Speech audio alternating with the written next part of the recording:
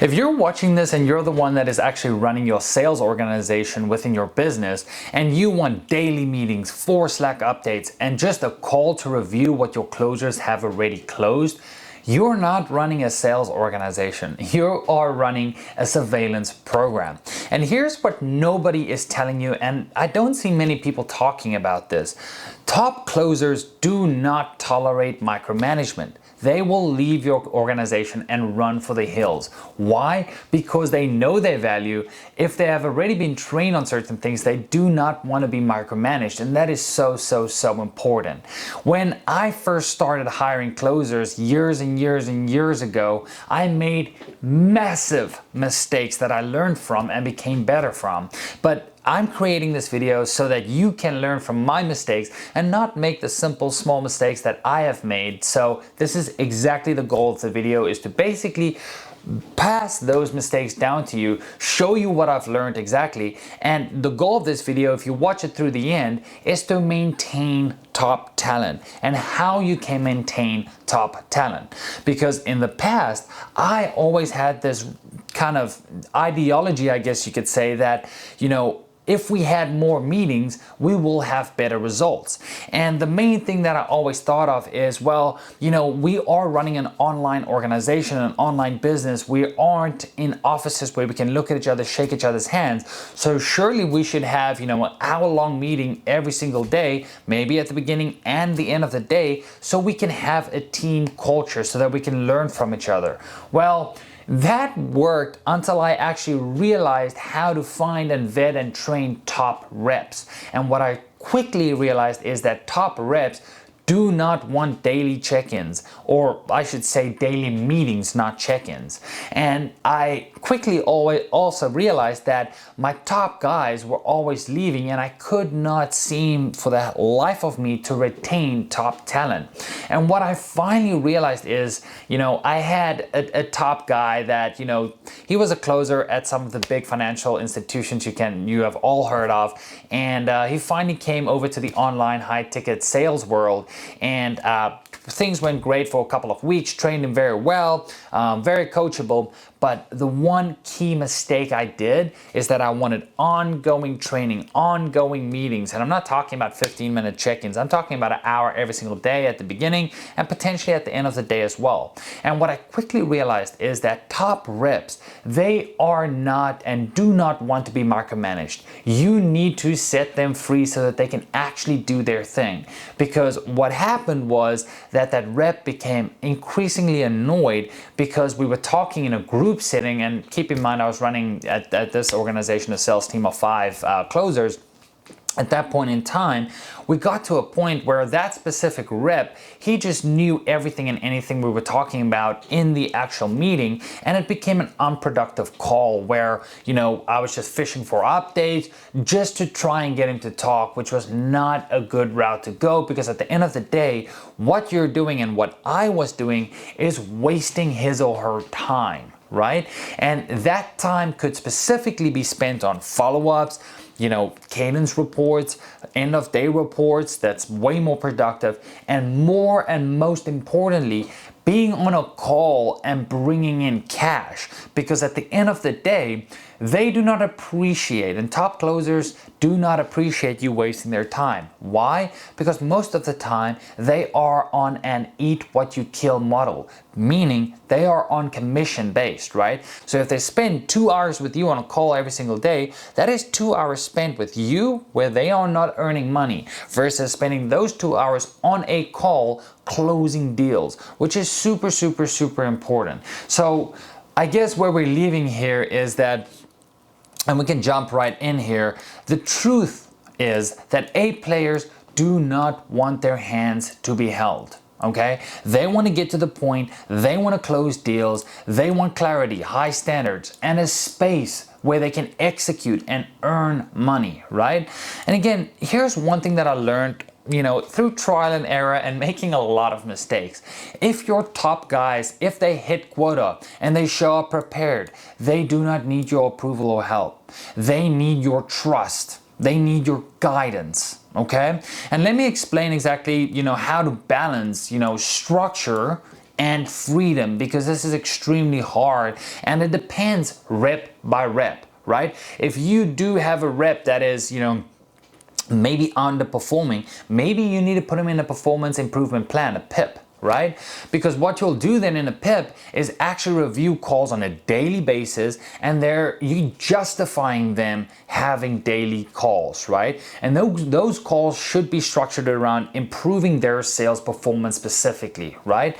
That does not work when somebody is, or a top closer on your team is hitting KPIs, they are crushing it.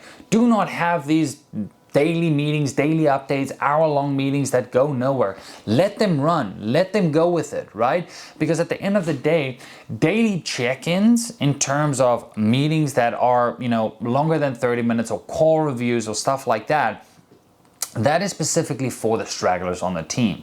If somebody is performing, they should be the star symbol in the team, and you should use their calls to pass it down to the stragglers on your team, right? So that is super, super important. But the point here is when you bring on a new closer or setter, your onboarding process really matters more than anything else. And the reason I'm saying this is because you want to train them in those first 3 weeks and bring them up to KPI as quick as possible, right? By providing them with call reviews, by going through their cadences, by doing mock calls with them, right?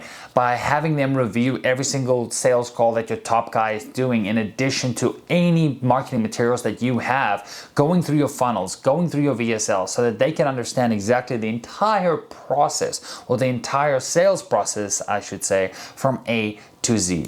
But here's a proven structure that I now use for all of my teams. You got to train your reps hard as hell in the first few weeks and then set them free. Okay, again, that all comes down to your onboarding process. Have all of the materials available to them, right? Have them go through calls, have them go through everything I just mentioned. Then you move into mock reviews, right? Go through have mock interviews with them. See if they can actually sell you on the product or service that you know best as a founder, right? That is super important. Once they are up and running, right? The first 2 to 3 weeks, if you are giving them at least 3 sales calls a day, should not matter too much, right? Depending on your sales cycle. Because if you have a 1 call close sales cycle and you can close somebody right there and then, you can make a full judgment on their KPIs within 2 weeks, right? Or generally what I would recommend is 50 calls, right? Why 50 calls specifically, you might be asking? Well, that's enough, right, for you to actually realize if they are on that level that you need them to be, right? Are they a top closer? Because at the end of the day, things such as sales cycles play a very important role in your sales process, right? If you have a sales cycle, if you're selling, B2B SaaS, or, you're selling a coaching program, right? That is very, very high ticket. I'm talking about 50,000, 75,000. People are going to take time to hand over that cash to you, right? So you might have a sales cycle of 30 days, 45 days. And in that case, you cannot judge somebody and their performance within 3 weeks just because you haven't given it enough time for that sales cycle to catch up. So the point here is train reps super, super hard for the first few weeks. Have mock call interviews with them. If you think they are ready to be placed on the front lines, let's set them free. And then after that, it is super important that you judge them on KPIs, right? If they fall under KPI, that's when you need to put your rep in a performance improvement plan where you're reviewing their sales calls daily, right? You are also having your top rep potentially work with them as well, right? I will give you a warning here. Top salespeople are egotistical. They're not going to want to help, the bottom stragglers on the team. However, you can provide their calls to the bottom straggler on the team to try and get them to the next level. And this is also why, you need to have at least 1 training a week, and this is on sales training specifically. Why do I say this? And this is including top salespeople, because as a top salesperson, right, you keep developing your actual script or your framework, right? After you've done 100 calls, you know what you're going to say, and you're not looking at a script anymore. You are working off frameworks, and all top closers, I can confidently say, work off of frameworks, not a script, okay? And this is only for top closers. Now, And what should they be doing after, they are hitting KPIs? Well, Craig, how can I, make sure that they are on track, that I'm keeping a culture fit and so on and so forth? Very, very important. Well, firstly, to keep that culture feel, you can have, start of day calls. This is a 15-minute huddle, right? You can maybe have that on a Monday, Wednesday, Friday as a group call if you have multiple closers, and then you have a one-on-one with them at least once a week, right? And that one-on-one should not be longer than 15 minutes, and you should also check into stuff like their personal life. How are things going outside of work? Ask them these questions because that creates culture, number one, and number two, it gives them the opportunity to, reveal some insights if something is going on in their personal life that you're not aware of that is affecting their job. Maybe you can help them out. Maybe there's something you can do about that, right? But essentially, once a rep hits KPI, you have to take in end of day reports, right? How many calls were conducted? How much cash was collected, right? Is there anything you need the sales manager to dive into, right? Is there any calls that you need the sales manager to review? These are things that you can intake quickly through a Jot form, zap it into your Slack, or any kind of forms, right? But an end of day report is super, super, super important because that gives you visibility, right, on what they are doing. And the culture fitting and the one-on-one calls is going to give you that culture fit that you need, especially on those group calls where everybody comes together, everybody shares wins. Now you're creating a team environment and a culture that people and top closers want to be a part of, right? Now, again, this we already covered, but basically 1 to 2 call reviews a week just to keep them on track is super, super important as well, right? Just to make sure that you're checking in, they're saying the right things, they're pitching right. But at the end of the day, if they're meeting KPIs, this is not even that necessary anymore. It is especially those reps where the KPIs start slipping and their close rate starts slipping. This is when it becomes super, super important that you start doing call reviews again. Hey guys, quick reminder, if you're sitting there watching this and you're wondering, well, where the heck can I get sales talent and elite sales talent from? We here at Sales Match will do the vetting for you. We'll call ex-bosses, we'll do mock call interviews, we'll do all of that on your behalf, and then you get to pick the cream of the crop finalist. So if you're in need of a seller or an elite closer, click the link down below, schedule a free consultative call. Let's see if we can help you. But other than that, let's get right back. But again, let's go over why A players avoid over-structured teams. Please note here, this is very, very important. Over-structured teams, right? Because a structured team, everybody wants to be part of a structured team, okay? Nobody wants to be part of an over-structured, micromanaged team, right? Nobody wants to do that. Especially when, this is important to say, when we are recruiting closers and setters, especially here at Sales Match, we recruit them from all over. There's this huge influx right now into the online high ticket space of closers and setters. Why? Because it gives them the, the freedom to create their own schedule. They can work from home, they can work from anywhere they want. So by, having an online based business that's specifically selling high ticket products or services, the business itself is very attractive for high ticket closers, and our space specifically, online high ticket, selling high ticket products or services, are attracting a lot of closers from other industries and traditional industries over. So, when they are coming to this space and this specific, online high ticket world, they do not want overstructured teams. Why? Because they are running away from it, right? This is overstructured corporate bloated enterprises where they have to do, a ton. We don't even, in the sake of time, I don't want to go into all of this, but there are so many complexities with corporate structured teams where high ticket closers, they kind of get fed up of all the BS that corporates brings. So we are kind of a relief or a breakaway from that world for them, and they just want to be set free to do what they do best, which is close deals.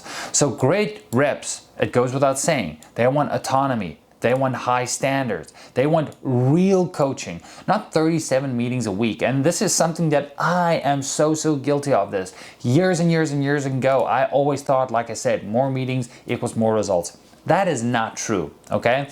Top reps want to win, but they also want to own the process, right? So again, if your sales culture feels like a daycare, they're out. And I'm saying this from experience. I've lost so many reps because of this, right? Because, I've fallen victim to listening to all these gurus. Oh, run every single meeting, run meeting here, run meeting there, end of day meeting, this meeting, that meeting. No. Your A players want to fly. They want to close deals. So let them do that. Because again, every hour spent on a meeting with you and not on a sales call is lost revenue. It is logic, right? And we have to think about this logically. Because again, meetings don't create sales. Reps do. Okay, and I specifically should say here, internal meetings don't create reps. Okay, or don't create sales. Reps do. Okay, and again, like I mentioned there, every hour spent in a meeting is not an hour selling. Okay, sales is a performance game. Okay, it is for all my sports guys out there watching this, for all the athletes out there or ex-athletes. It is an athletic sports game. It should not be a classroom, right, where they are constantly kind of learning new skills, learning this, learning that. Have them learn by experience. Put them in the field. If they drop under KPI, take them out of the field, put them back in the classroom. If they cannot graduate again, then they're out. It's as simple as that. You don't need team vibe check-ins every single day. You don't need icebreakers. You don't need pipeline calls with 11 people saying, I'm still nurturing this lead. And that's something I am extremely guilty of. I used to think, years and years and years ago that running meetings, the goal of that meeting for me, the daily meetings, is to just have a culture fit, right? So I thought, oh, what better way? Let's let them talk about, their pipeline, what's going on in the pipeline. And if you have daily meetings, you're going to run out of topics there, right? Especially when you're just talking about pipelines and you have a long sales cycle. That business that I was running specifically, or the sales team I was running, had a sales cycle of about 30 or 25 to 30 days, right? So if you're working somebody for that long, right, you are going to have the same conversations over and over and over again. That's why it's important for me specifically, have those quick check-ins, right? Talk about wins, talk about anything that they need help with, right?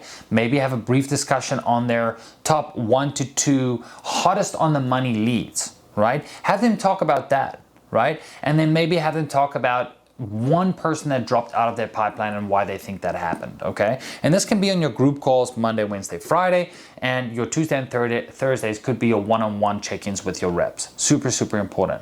But again, your reps need time to prepare for their calls. They need time to follow up. They need time to close. They don't want to spend time on a useless call with you. I promise you that, okay? Make those calls super productive and value per minute. Stack as much value as you can in every single minute that you spend with them, okay? And here are some red flags to look out for in toxic sales cultures and organization, right? Reps that cannot make decisions without your approval. Oh, this is an absolute nightmare, especially with tech stack familiarity. I have a story once that I had, one of this top closers, he was doing so well. But at the end of the day, his tech stack familiarity, he would want to contact me every single time for, CRM updates. How do I do this? How do I do that? How do I do this? How do I do that? And at the end of the day, that's very, very important, right? Because here at Sales Match, when we recruit, train, and vet closers and setters, one thing that we specifically look for is the tech stack familiarity. Because you can have the best closer in the world, right? But if he's contacting you and blowing up your phone every hour to figure out, PandaDocs, maybe he wants to figure out Close.io, Alaware, or any of these softwares, or how do I do this in Slack, they are dragging your time down, and time is super, super, super important as a founder. You need to spend your time at the highest dollar per hour tasks. And talking to somebody about how to use a CRM and so on and so forth is just going to be burning your time specifically, right? So it's super, super important that you actually, hire the right reps that have tech stack familiarity, that they can actually make those decisions without your approval, right? And again, if you have a sales manager that takes credit for big deals, get them out of there, okay? Because that is going to kill morale faster than anything else. If your sales manager isn't on the calls, but they want to take credit for a top closer closing all these deals, get them out of there. They're probably not the right person as well. And again, reps that are judged on Slack activity or end of day reports more than actually booked or brought in revenue, Huge red flag, right? At the end of the day, what do you care about, right? What is the goal? What is the job of a closer? It's to close deals. It's to bring in revenue for the organization. And that's what's super, super, super important, right? Again, we've already kind of covered this, but here's the truth, okay? Great reps manage themselves. Okay, the best closers in the game, they track their own numbers. Okay, they will literally have whatever tracking system you use, they'll have another one for themselves as well. Okay, they will show up prepared. They will crush quota without needing a pep talk every single time. Okay, they want leadership, not babysitting. That is so, so, so important, guys. You are going to lose those top reps if you are babysitting them. Again, if they're hitting their KPIs, they're bringing in the cash, do not babysit your top reps, please, okay? So again, here at the Sales Match Method, we judge reps on the offers made, and their close rate on live calls and cash collected. And more so, guys, it's actually just these two, their close rate on live calls and cash collected. That is what matters at the end of the day, right? I can't stand people that, overcomplicate every single sales system or overcomplicate everything. At the end of the day, go back to the goal. What is the goal of a closer? It's to close people and to bring in cash. Okay, so how many people did they bring in on live calls compared to somebody else? How much cash did they collect? Those are the main two KPIs you should really, really be concentrating on, okay? Not how active they are in Slack, not how many meetings they show up for, and so on and so forth, right? And again, no bloated organizations, no bro culture, no micromanagement, and this is how you will be able to retain top talent. Hey guys, just as a quick reminder, if you are looking for elite sales talent such as closers or setters, where you don't have to do the training, the hiring, the vetting, the calling the ex-bosses to see why they got fired, we do all of that for you. So if you're interested in having Sales Match find elite sales talent such as closers or setters on behalf of you, click the link below. Let's schedule a free consultation call.